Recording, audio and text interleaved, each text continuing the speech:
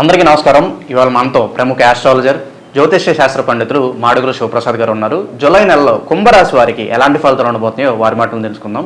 గురుగారు నమస్కారం. గురుగారు, జూలై నెలలో కుంభరాశి వారికి ఎలాంటి ఫలితాలు ఉండబోతున్నాయి కాస్త వివరించండి. శ్రీ మహాగణాధిపతయే నమః. ఐం మహాసరస్వత్యే నమః. శ్రీ లలితాంబికాదేవియే నమః. మాస ఫలాల కార్యక్రమములో భాగంగా ప్రతి నెల కూడా ఈ మాసములో 12 రాసుల వాళ్లకు ఎలా ఉంటుంది, ఏమిటి, ఎలా జరగబోతున్నాయి అనేటువంటి విషయము గురించి మనము ప్రతిసారి చెప్పుకుంటూనే ఉన్నాం. ఇప్పుడు కూడా జూలై మాసం అంతా కూడా ఎలా ఉంటుంది, ఈ జూలై మాసము అని మాసం అంటున్నాము కానీ మనము ఆంగ్లము పేరుతో మనము ఇంగ్లీష్ పదంతో మనం మాట్లాడుతున్నాము కానీ ఆషాఢమాసం అనేటువంటిది 6వ తేదీ నుండి ప్రారంభమవుతున్నది కాబట్టి జ్యేష్ఠమాసము అయిపోయి ఇక్కడ దక్షిణాయనము ఉత్తరాయణం అయిపోయి దక్షిణాయనము కూడా ప్రారంభమవుతుంది. కాబట్టి ఈ మార్పులు చేర్పులు అయనము ఎప్పుడైతే మార్పు జరుగుతుందో కూడా కొన్ని గ్రహాలు అనుకూలముగా కొంతమందికి చిన్న చిన్న స్వల్ప ఏదో మిశ్రమ ఫలితాలుగాను ఉంటాయి.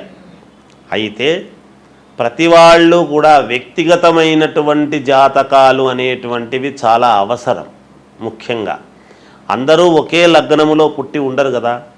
ఎవరెవరు ఏ లగ్నములో పుట్టి ఉంటారో ఆ లగ్నము నుండి మనము చూసుకోవాల్సినటువంటి అవసరము ఉంటుంది. కాబట్టి పైగా ఈ మాసములో శని వక్రగతి అనేటువంటిది కూడా ఉన్నది. కాబట్టి ఎవరెవరికి ఎటువంటి ఫలితాలు ఇస్తారు, ఏమిటి, ఆ ఫలితాలు ఎలా ఉండబోతున్నాయి అనేటువంటి దాని గురించి ఇప్పుడు నేను మీకు క్షుణ్ణంగా తెలియజేస్తాను.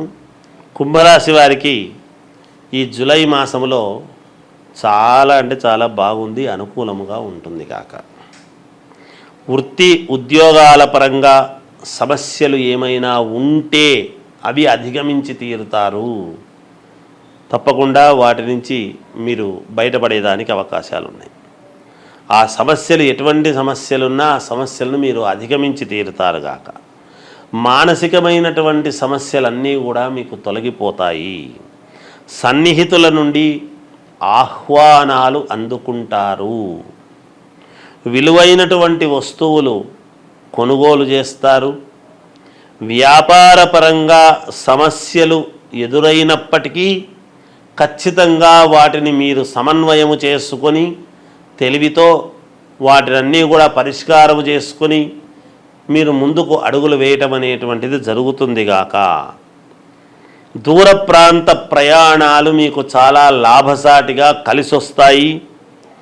సంతాన యొక్క విద్యా విషయాలలో మీరు దృష్టి పెట్టవలసినటువంటి అవసరము ఏర్పడి చాలా మెరుగైనటువంటి విధానముగా వాళ్ళ యొక్క జీవితము ఉండేట్టుగా మీరు నిర్ణయాలు తీసుకోవటం అనేటువంటి జరుగుతుంది.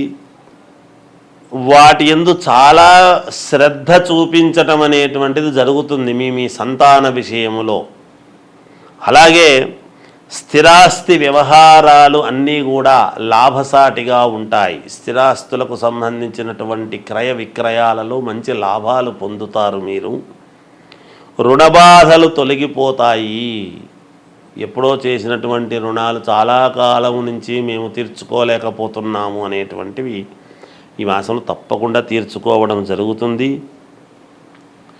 కుటుంబ సభ్యులతో విందు వినోద కార్యక్రమాలకు వెళ్ళటము, చాలా సంతోషముగా గడపటం ఇవంతా కూడా జరుగుతాయి.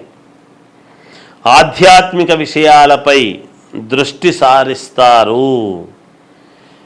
ఇతరులకు సహాయ సహకారాలు అందించడం లాంటివి జరుగుతాయి. అనూహ్యముగా సమాజములో పెద్దల నుండి మీకు ఆహ్వానము రావటము, మీరు వెళ్ళటము, ఎప్పుడో కానీ మనల్ని ఇప్పుడు ఎవరు గుర్తిస్తారులే అని మీరు ఎక్కడో ఉంటే అదే పనిగా మిమ్మల్ని వెతుక్కొని వచ్చి మిమ్మల్ని పిలిచి గౌరవించడం అనేటువంటిది కూడా జరుగుతుంది గాక. ఏది ఏమైనా ఆరోగ్య విషయంలో సమయానికి తిండి తినండి, సమయానికి నిద్ర అనేటువంటివి రెండు మెయింటైన్ చేశారంటే కుంభరాశి వాళ్లకు చాలా అనుకూలవంతముగా ఉన్నది. కూర్చున్నటువంటి చోటికి మీరు పనులు చేసుకొని మీకు అందరూ తెచ్చిపెట్టి మీకు మీ దగ్గరికే తెచ్చిపెట్టే విధముగా ఉంటుంది గాక కుంభరాశి వాళ్లకు. ఎప్పటి నుంచో మీరు ఆశించినటువంటి పని, మీ మనస్సులో ఉండేటువంటి పని నెరవేరేటువంటి సమయము ఈ మాసములో ఉన్నది. చాలా సంతోషించి మీ ఆనందానికి అవధులు లేవు అన్నట్టుగా మీకు ఉంటుంది గాక. జయోస్తు. అలా గురుగారు, కుంభరాశి వారు ఎటువంటి పరిహారాలు చేసుకుంటే వీళ్ళకి మంచి ఫలితాలు ఉంటాయి అంటారు? ఎటువంటి పరిహారాలు చేసుకుంటే కుంభరాశి వాళ్లకు మేలు అంటే, మీ ఇంటి దేవుణ్ణి, ఇష్టదేవుణ్ణి ఆరాధించండి, ఆ దేవాలయాలకు వెళ్ళండి, మీకు తగినంత రీతిలో పూజ చేసుకోండి, మేలు జరుగుతుంది. జయోస్తు. జూలై నెలలో కుంభరాశి వారికి ఎలాంటి ఫలితాలు ఉంటాయో తెలియజేసినందుకు ధన్యవాదాలు గురుగారు. జయోస్తు. అందరికీ నమస్కారం. ఇవాళ మనతో ప్రముఖ ఆస్ట్రాలజర్, జ్యోతిష్య శాస్త్ర పండితులు మాడుగుల శివప్రసాద్ గారు మనతో ఉన్నారు. ఆషాఢ మాసం యొక్క విశిష్టతను వారి మాటలోనే తెలుసుకుందాం. గురుగారు నమస్కారం. ఆశీర్వచనం నాయన. గురుగారు, ఆషాఢ మాసం యొక్క విశిష్టతను కాస్త వివరించండి. అలాగే ఆషాఢ మాసంలో చేయాల్సిన పనులు ఏంటి, చేయకూడని పనులు ఏంటి కాస్త వివరించండి గురుగారు. శ్రీ మహాగణాధిపతయే నమః. ఐం మహాసరస్వత్యే నమః. శ్రీ లలితాంబికాదేవ్యై నమః. ఆషాఢమాసము యొక్క విశిష్టత ఏమిటి, ఆషాఢమాసములో చేసుకోవాల్సినటువంటి పనులు ఏమిటి, చేసుకోకూడనివి ఏమిటి అనేటువంటివి సరే ఎంత తెలిసినా ఏదో ఒక అనుమానము, మానవులము సహజము కదా. ప్రతిదీ కూడా మనము సందేహము అనేటువంటిది వచ్చినప్పుడు తెలుసుకోవాలి అనేటువంటి దాంతో అడుగుతూ ఉంటారు. సర్వమానవాళికి తెలిసే విధముగా చెప్పటము మా వంతు కర్తవ్యముగా భావించి తెలియజేస్తూ ఉంటాం.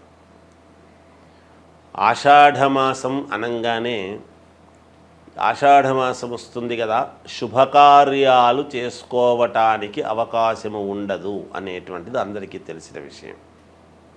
అంటే వివాహాలు, గృహప్రవేశాలు, శంకుస్థాపనలు, మామూలుగా పండితులు వీళ్ళు బ్రాహ్మలు అనేటప్పటికీ ఉపనయన కార్యక్రమాలు, ఒడుగు అంటాం.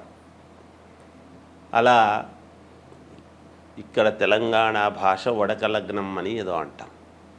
అలా ఉపనయన కార్యక్రమాలు కానీ, శంకుస్థాపనలు, భూమి పూజలు కానీ, ఏదైనా ఒక కొత్త వ్యాపారము ప్రారంభించాలి, చెయ్యాలి అని అనుకుంటే అవన్నీ ఆషాఢమాసము కదా నాయన, ఈ మాసము కాస్త ఆగి చేసుకోవచ్చు కదా అని ఇలాంటివన్నీ కూడా చెబుతూ ఉంటాం. సరే, ఎవరైనా కాన్పులైనారు అనేటప్పటికీ మరి పుణ్యపురుడు కాబట్టి ఇంట్లో పుణ్యాహవాచనము ఇట్లాంటివి ఇవి చేసుకోవచ్చు. ఆషాఢమాసములో చేసుకోకూడనివి అంటే శుభకార్యాలు ఏవి తలపెట్టేదానికి ఉండదు. అయితే ముందుగా ఎవరైనా పెళ్లి సంబంధాలు మాట్లాడుకున్న వాళ్ళు కానీ, వాళ్ళ ఇంటికి రావడము, వీళ్ళింటికి పోవడము, ఇటువంటివి ఏమో మామూలుగా సందర్భాన్ని బట్టి చేసుకోవచ్చు. ముందే మాట్లాడుంటారు కాబట్టి వాటికి ఏమీ ఇబ్బంది ఉండదు. ఎందుకంటే వివాహం అనేటువంటిది ఎలాగో శ్రావణ మాసము తర్వాతను పెట్టుకుంటారు మంచి రోజు చూసి. వచ్చిపోవడాలు, రాకపోకలు అనేటువంటివి సహజము కాబట్టి రెగ్యులర్గా జరిగేటివి జరుగుతూ ఉంటాయి. వెళ్ళవచ్చును, రావచ్చు. అదొక మార్గం. ఇక ఆషాఢమాసము చేసుకోవాల్సినటువంటివి ఏమిటి? ఇప్పుడు ఇవి చేసుకోవడానికి లేదు. శుభకార్యాలు, వివాహము, తర్వాత ఉపనయనము, లేకపోతే మనము ఎంగేజ్మెంట్ కానీ, అంటే నిశ్చయతాంబూలాల కార్యక్రమము అని ఇలాంటివి చేసుకోవటానికి లేదు. శంకుస్థాపనలు, కొత్త వ్యాపారాలు ప్రారంభం చేసుకోవటము కానీ, ఏదైనా ఒక షాపు ఓపెనింగులు కానీ ఇవన్నీ చేసుకోకూడనివి. ఇక చేసుకోవాల్సినటువంటివి ఏమిటి? మరి ఆషాఢమాసం అంతా ఖాళీగా ఉండాలనా? ఏమీ లేవా అంటే పరమ పుణ్యప్రదమైనటువంటివి ఉన్నాయనేది కూడా చెప్పాలి. ఏమిటి అంటే ఆషాఢమాసములో ఆషాఢ పాడ్యమి నుండి, అంటే అమావాస్య అయిన తర్వాత వెంటనే వచ్చే పాడ్యమి నుండి నవమి వరకు గుప్త నవరాత్రులు అని అమ్మవారివి ఉన్నాయి. ఇవి వారాహి నవరాత్రులు అంటాం. ఈ గుప్త నవరాత్రులు దేనికి? గుప్త పేరులోనే గుప్తము అంటే ఏమిటి అంటే రహస్యముగా చేసేటువంటివి. దాని యొక్క అర్థమే గుప్తము అని. రహస్యంగా ఎందుకు చేయాలి అంటే అందరి యొక్క దృష్టి పడటం అనేటువంటిది మంచిది కాదు కాబట్టి కొన్ని పూజలు అందరికీ తెలిసేట్టుగా చేస్తాం. ఈ గుప్త నవరాత్రులు అని ఎప్పుడైతే రాత్రి శబ్దముతో మనము మాట్లాడుతూ ఉన్నామో ఇవి సంవత్సరానికి ఎప్పుడు కూడా మామూలుగా ఉగాది పండుగ సమయంలోను, ఇలాంటి ఆషాఢమాస సమయంలోను, తర్వాత శారదా శరన్నవరాత్రోత్సవాలు అని ఇలా వస్తూ ఉంటాయి. మనకందరికీ దసరా పండుగలు మాత్రమే ప్రాచుర్యం, అందరికీ కూడా తెలిసినటువంటిది. మిగతాటివి కాదా అంటే ఇవి కూడా ఉన్నాయి. ఇది రైతులకు చాలా ముఖ్యమైనటువంటివి ఈ గుప్త నవరాత్రులు అనేటువంటివి. ఏమిటి రైతులకు? ఎందువలన అంటే వరాహలక్ష్మీదేవి అంటాం. వరాహ అమ్మవారి, వారాహి అమ్మవారి యొక్క ఇది అయితే ఇవి భూములకు సంబంధించి ఎప్పుడైతే మనము చేస్తూ ఉంటామో, ఏవైనా భూమి తకరారులు ఉండినా, మంచి పంటలు పండాలి అని అనుకునేటువంటి వాళ్లకు మన ఇంట్లో ఎటువంటి కలతలు లేకుండా సస్యశ్యామలముగా నిత్య కళ్యాణం పచ్చతోరణములాగా ఇల్లు ఎప్పుడూ కూడా కళకళలాడుతూ ఉండాలి అని అంటే కానీ ఈ పూజలు చేస్తూ ఉంటారు. ముఖ్యంగా రైతులు భూములకు చేసేటువంటి పూజలు ఏమిటి?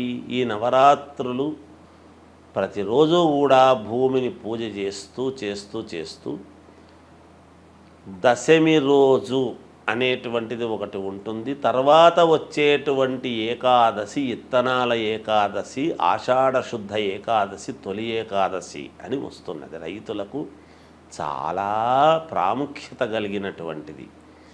ఈ దశమి నాడు ఈ నవరాత్రులు ఎప్పుడైతే అమ్మవారిని భూమిని మనము పూజ చేస్తూ ఉంటామో, మరి పంచభూతాలలో ఒకటి అయినటువంటి భూమాతను ఎప్పుడైతే మనము నమ్ముకొని కదా ప్రతి రైతు కూడా పూజ చేస్తాడో, ఆకాశము కరుణించి వర్షాన్ని ఇవ్వటం అనేటువంటిది దశమి నాడు జరుగుతుంది.